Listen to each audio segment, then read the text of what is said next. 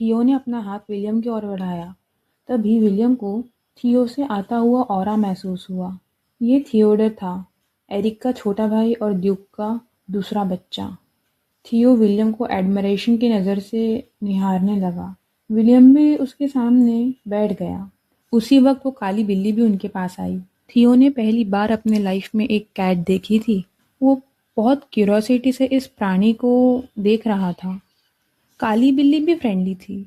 वो दोनों लड़कों के पास आई ताकि वो उसे प्यार कर सके। पर उसे क्या पता था, थियो तो पहली बार बिल्ली को देख रहा था। उसने जोर से बिल्ली की पूंछ पकड़ी और उसे खींच डाला।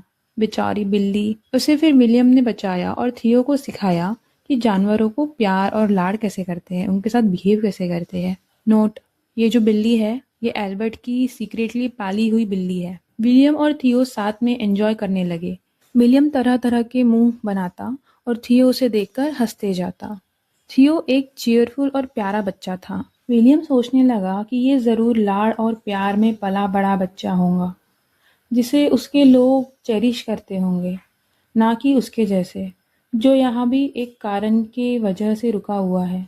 विलियम एक कमिश्नर के साथ इंस्पेक्शन पे जब गया तो उसकी किडनैपिंग हो गई। थियो को कुछ समझ नहीं आ रहा था, पर वो फिर भी विलियम की बातें ध्यान से सुन रहा था। कैट भी विलियम को सुने जा रही थी और उससे अपनी आपकी केयर लिए जा रही थी। विलियम आगे बताता है कि वो ड्यूक का बहुत आभारी है, जिन्होंने उसे बचाया और रहने के लिए जगह भी दी। जल्दी उसके लोग आ जाएंगे एंड उसे यहाँ से ले जाएंगे। उसे तो पता भी नहीं था कि वो वक्त कब आएगा, पर तब तक वो इन लोगों के साथ खुशी से रहना चाहता था। इसी वक्त एरिक और क्लेरिसा भागते हुए आए। उनके आने के पहले ही कैट वहां से रफू चक्कर हो चुकी थी। दोनों बहुत डरे हुए थे और चिंता में थे, पर जैसे ही उन्होंने थियो को सुरक्षित देखा वो शांत हो गए। क्लेरिसा सरप्राइज थी कि विलियम जब से थियो का ध्यान रख रहा था। उसने तुरंत माफी मांगी। क्लेरिसा और एरिक अपनी बातों में इतना गुम हो चुके थे कि उनका ध्यान ही नहीं कि थियो कब पालने से उतर के इधर आ गया। आप दोनों को काफी लेट हो गया, विलियम ने कहा। तुम लोग सच में बच्चे का ध्यान रखने में फेल हुए। क्या ड्यूकल हाउस में सच में एक भी वेल क्वालिफाइड नैनी नहीं है जो रिस्पॉन्सिबिलिटी उठा सके? एरिक ने तुरंत क्लेरिसा को डिफेंड किया, उसके लिए स्टैंड लिया और कहा कि उसकी गलती थी, उसका ध्यान नहीं था, इसमें क्लेरिसा की कोई गलती नहीं है। विलियम ने एरिक के वर्ड्स को ट्विस्ट कर दिया और कहा, तो क्या तुम ये कहना चाहते हो अगर एक दिन थियो किडनैप भी हो जाएगा तब भी तुम्हारे नानी की कोई गलती नहीं रहेगी? एरिक फिर भी अपनी बात पर अड़ा था। उसने कहा, हाँ, उनकी कोई गलती नहीं रहेगी। क्लैरिसा ने माना कि उसी की ही गलती थी, चाहे कोई भी रीज़न हो, पर वो बड़ी थी एंड वो इन बच्चों के लिए रिस्पॉन्सिबल थी। उसका ध्यान हटा एंड थियो की सेफ्टी कॉम्प्रोमाइज़ हो गई। विलियम ने जब इन दोनों को एक दूसरे को इस तरह डिफेंड करते देखा और अपनी गलती मानते देखा, तो उसे ये बात बहुत अच्छी लगी। एटलीस्ट ये लोग उन धोखेबाज और झूठे लोगों की तरह तो नहीं थे जिन्हें वो जानता था। विलियम ने एरिक की और दोस्ती का हाथ बढ़ाया। वो उसका एक सच्चा दोस्त बनना चाहता था जो धोखा ना दे। एरिक ताज्जुब में था। एरिक को लॉस्ट देखकर विलियम ने कहा कि अगर तुम मेरे दोस्त नहीं बनना चाहते तो क्या तुम डिक के दोस्त बनना चाहते हो? विलियम, डिक, क्लेरिसा ने ये नाम कहीं सुने थे। तभी एरिक और क्लेरिसा को साथ ही क्लिक हुआ। दोनों ने साथ ही पूछा, आप कहीं प्रिंस विलियम तो नहीं, ऑडोरियन किंगडम के पहले युवराज? और डिक उसका छोटा भाई। जी हाँ, ये लड़का किंगडम ऑफ ऑडोरियन का प्रिंस था, विलियम हाइड ऑडोरियन। इस पूरे वक्त क्लेरिसा उसे एल्बर्ट का नाजायज बच्चा समझ रही थी। ये सच में फनी था। वो गलत निकली, पर ड्यूक ने भी तो कहा था ना, उसने कभी विलियम को देखा भी नहीं था, तो एग्जैक्टली ये उसकी गलती तो नहीं थी। ड्यूक की फैमिली और रॉयल फैमिली क्लोज रिलेटिव्स थे, जिस वजह से विलियम और ड्यूक में इतनी समानता थी। किसी को भी विलियम ड्यूक का ही बेटा लगता। विलियम को सब सुन के बहुत ज़्यादा हंसी आई। उसने माना कि एरिक का बड़ा भाई होना उसके लिए बहुत मज़ेदार बात होंगी, पर वो डिक का बड़ा भाई था जो कभी नहीं बदलने वाला था। अब जबकि सारी बातें क्लियर हो गई थी, विलियम ने खेलने का सुझाव दिया। बच्चों को भागते दौड़ते रहना चाहिए, इसलिए इन लोगों ने पकड़म पकड़ाई खेलने का सोचा। रॉक पेपर सीजर करने पर एरिक थियो हार गए। विलियम खुशी से हंसते हुए भाग गया और कहा कि अब दोनों आकर पकड़ो मुझे। एरिक को समझ नहीं आया कि उसके साथ क्या हुआ, पर वो जल्दी से विलियम के पीछे भागा। फाइनली एरिक को उसका हमउम्र भाई मिल गया था जो उसके साथ खेल सकता था। वो दोनों खुशी से भागे जा रहे थे। क्लेरिसा इन्हें खेलता देख खुश थी। विलियम को देख वो सोचने लगी कि विलियम और डिक हाफ ब्रदर्स थे। उसने सुना था रॉयल पैलेस 2 भागों में डिवाइड हो चुका था। एक साइड विलियम की थी एंड दूसरी डिक की, जो राजगद्दी के लिए लड़ रहे थे। क्लेरिसा को एल्बर्ट की वार्निंग भी याद आई, जिसने उन्हें विलियम के साथ खेलने के लिए या फिर फ्रेंडली होने के लिए मना किया था। पर फिर भी क्लेरिसा सोच से निकली और उसने पाया कि एरिक विलियम को पकड़ ही नहीं पा रहा और गिर भी गया है। एरिक को गिरा देख विलियम का अचानक ऑरा चेंज हो गया। उसने गिरे हुए एरिक को मॉक करते हुए कहा, बस इतना ही दम था तुम में? मुझे लगा था ड्यूकल हाउस के साथ हाथ मिलाकर मैं और स्ट्रांग हो सकता हूँ, पर अगर उसका फ्यूचर तुम हो तो शायद मेरी सोच गलत थी। एरिक के बात पे बहुत ज्यादा नाराज हो गया। वो खड़ा हुआ और उसने विलियम को जवाब दिया कि उसके बेसिस पे ड्यूकल हाउस को जज ना करे। भले ही वो एक आइडियल वारिस ना हो, पर ड्यूकल हाउस के बाकी लोग उसके जैसे नहीं थे। उसने फिर विलियम को पकड़ने का ट्राई किया। विलियम सोच रहा था कि वो तो ये अटैक बहुत इजीली डॉज कर सकता है, पर इस बार उस पर सरप्राइज अटैक हुआ जो थियो ने किया था। उसने पीछे से विलियम को टच करके उसे आउट कर दिया। विलियम भी सरप्राइज था। उसे पता ही नहीं कि ये दोनों ने कब ये प्लान बनाया।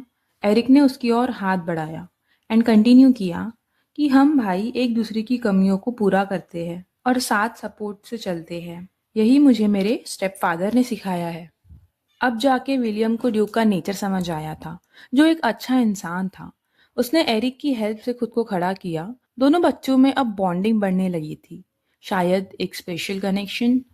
इस वक्त एरिक असली विलियम को देख पा रहा था, जिसकी आंखें ग्रेटिट्यूड और एडमायरेशन से भरी हुई थी। एरिक और विलियम जो दो अलग स्टेटस से बिलोंग करते थे, पर एक सच्ची दोस्ती की चाह में एक दूसरे में एक दोस्त ढूंढ बैठे। ड्यूक ये पूरा इंटरेक्शन देख रहा था। उसका डर अब सच हो रहा था। वो नहीं चाहता था कि ये दोनों फ्रेंडली हो, क्योंकि सिचुएशन बहुत कॉम्प्लिकेटेड हो जाती। उसे अब अपना प्लान एग्जीक्यूट करना होगा। ड्यूक ने मार्विन से कहा, तुम जानते हो ना तुम्हें क्या करना है। खेलने के बाद सभी शांति से बैठकर आराम कर रहे थे। विलियम ने इस दौरान एरिक से माफी भी मांगी, वो कड़वे शब्द बोलने के लिए। वो तो बस एरिक का रिएक्शन देखना चाहता था ऐसी सिचुएशन के टाइम।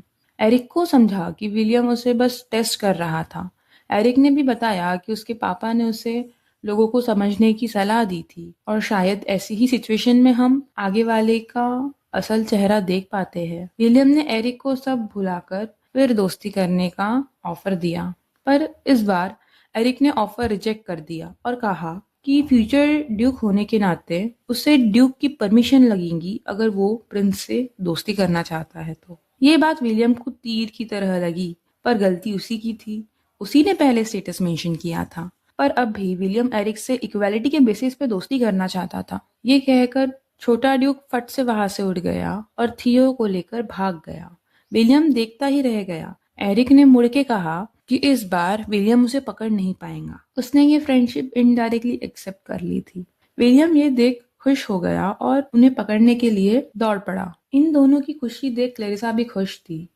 पहली बार एरिक को इतना मुस्कुराता देखा था उसने। वो इन बच्चों को देख ही रही थी, जिसमें उसने नोटिस ही नहीं किया कब ड्यूक उसके बाजू में प्रकट हो गया है। ड्यूक ने पूछा, क्या चल रहा है? उसने क्लियर कट एरिक और क्लेरिसा को कहा था कि विलियम से क्लोजनेस ना बढ़ाए, पर उसकी सुनने कौन वाला था। क्लेरिसा तो बस उनकी खुशी चाहती थी। उसने ड्यूक से सवाल किया कि क्या आपने प्रिंस की अपोजिशन पार्टी में भाग लेने का डिसाइड किया है, जो हमें विलियम से दूर रहने के लिए कह रहे हैं। रियलिटी में ड्यूकल हाउस इस गद्दी की लड़ाई में न्यूट्रल था। उन्होंने कभी किसी की साइड नहीं ली थी। एंड एल्बर्ट ये पॉलिटिक्स में इन्वॉल्व भी नहीं होना चाहता था। एंड एल्बर्ट का इस पॉलिटिक्स में इन्वॉल्व होने का कोई इरादा भी नहीं था। क्लेरिसा ने इस पर सवाल किया, इस डिसीजन में एरिक भी शामिल है या किसी ने उससे ओपिनियन लेना जरूरी भी नहीं समझा? यस यस, देखो देखो देखो, इन्हें तो ओपिनियन लेने की यही नहीं है। लगा दियो झगमग झगमग झगमग लाइट। एस्थेटिक तो गया, आप तेल लेने नहीं। ओके, मेरे इमोशंस भारी हो गए थे। Back to the story. Duke ने ये सुना एंड वो ऑब्वियसली सरप्राइज था। क्लैरिसा को याद आया कि उसने जब एरिक से उसका ओपिनियन पूछा था, जिस पर उसने कहा था कि वो विलियम को जानना चाहता है, क्योंकि अगर हम किसी को भी उसे बिना जाने उस पर जजमेंट लगाए तो वो तो गलत होगा ना। देखो एरिक कितना कितना मैच्योर है ना, ये ड्यूक को तो कोई परवाह ही नहीं है। क्लैरिसा एरिक के डिसीजन को रिस्पेक्ट करना चाहती थी। उसने ड्यूक को टेंशन ना लेने की सलाह दी। एरिक अपनी पोजीशन अच्छे से जानता था एंड पता था उसे कि उसे क्या करना है। ड्यूक क्लैरिसा की बात सुन के चुपचाप वहां से चला गया। तो शायद ये काम नहीं किया, है ना?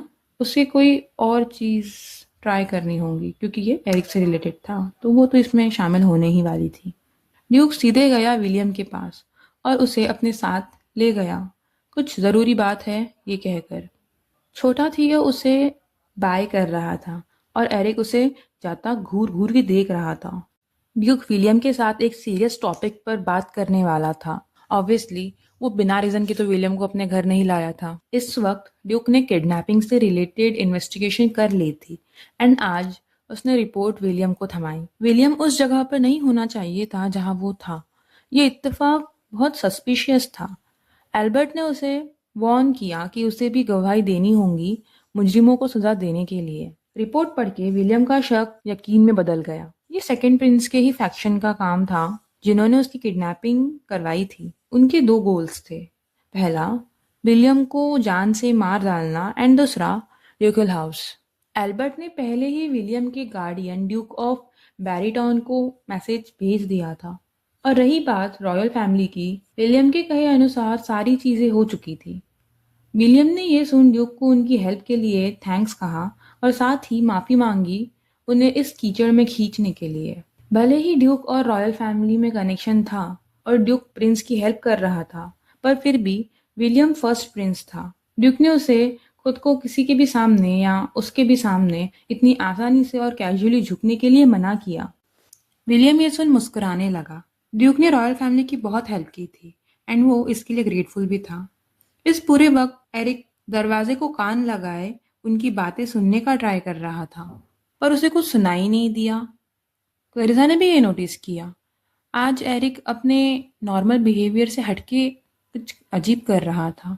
एरिक अभी भी दरवाजे के बहुत पास खड़ा था। अचानक दरवाजा खुला और एरिक, जो थियो को अपनी गोद में लेकर खड़ा था, विलियम को टकरा के धम मनारी से गिर पड़ा। ये तो उसका लकी था कि थियो सॉफ्ट विलियम पे गिरा था, वरना उसे बहुत बुरी चोट लगती। ड्यूक बाहर आया। ये एरिक और क्लैरिसा यहाँ कर क्या रहे थे? एक दूसरे को देखते हुए एरिक और क्लैरिसा को समझ आ गया कि अब तो ड्यूक बहुत बुरा गुस्सा होने वाला है। उन दोनों ने वहां से दुम दबा के भागना ही ठीक समझा। पर जाते जाते क्लैरिसा ने ड्यूक से माफी मांगी एंड कहा कि आइंदा ये फिर से नहीं होगा। दूसरी ओर विलियम को ये देख हंसी आ रही थी। एरिक से वो बिल्कुल गुस्सा नहीं था, पर उसने सवाल किया कि क्या वो लोग उसका ही वेट कर रहे थे दरवाजे के सामने। एरिक ये क्वेश्चन के लिए प्रिपेयर नहीं था। उसने हड़बड़ाहट में जवाब दिया कि हाँ, थियो से मिलना चाहता था, इसलिए वो उसका वेट कर रहे थे। पर क्लैरिसा ने एरिक को धोखा दे दिया एंड सच बता दिया कि उन लोगों को लगा कि ड्यूक विलियम को डांटेंगे क्योंकि उन्होंने ड्यूक के ऑर्डर्स को फॉलो नहीं किया और विलियम से दोस्ती कर ली। विलियम ने ये सुना तो उसे लगा कि ड्यूक अब उसकी फर्स्ट प्रिंस की पोजीशन को मानने लगा है एंड सिर्फ यही रीजन उसे यहाँ आने के लिए वर्थ इट लगा। अफसोस, एरिक और विलियम फ्रेंड्स नहीं बन पाएंगे। उसे भी नहीं पता था कि अब फ्यूचर में क्या होने वाला है। एरिक ने इस पर उसे पूछा कि क्या विलियम को डिक के साइड के लोग फर्स्ट प्रिंस नहीं मानते क्योंकि वो एक कॉन्क्यूबिन का बेटा था। विलियम को लगता था कि क्वीन बस उससे नफरत करती है। उसे खुद नहीं पता था कि क्या हो रहा था। एरिक जानना चाहता था कि विलियम दोस्त है या दुश्मन। वो इस पर ट्रस्ट करना चाहता था। उसने सवाल किया कि अगर विलियम को खुद के भाई से झगड़ना पड़े राजगद्दी के लिए, तो क्या वो तब भी ये पावर चाहेगा? विलियम थियो का सर सहलाते हुए कहता है, उसे कोई आइडिया नहीं कि फ्यूचर में क्या होगा, वो किस रास्ते पे जाएगा। वो एक युवराज था। वो सिंपली अपनी ड्यूटी निभाना चाहता था। जनता की भलाई के लिए अगर उसे अपने भाई से भी लड़ना पड़े, वो ये करेगा। लगता है विलियम गद्दी के लिए खूनी रिश्तों को भी अनदेखा करने वाला था, अपने भाई के खिलाफ जाने वाला था। एरिक ये सुन उदास हो गया। उसे लगता था कि फैमिली को एक दूसरे का सपोर्ट करना चाहिए। एरिक ने ध्यान से थियो को पालने में रखा। क्लेरिसा उससे भी सो जाने का कहने वाली थी, पर उसने पाया कि एरिक तो बहुत गहरी सोच में है। एरिक ने कहा, अगर फ्यूचर में थियो ने ड्यूक बनने की इच्छा जाहिर की तो वो क्या करेगा? क्लेरिसा भी ये सुन सोच में पड़ गई। उसे पता था कि मोस्ट प्रोबेबली एरिक टाइटल पे गिव अप कर देगा, क्योंकि वो अपने भाई से बहुत प्यार करता था।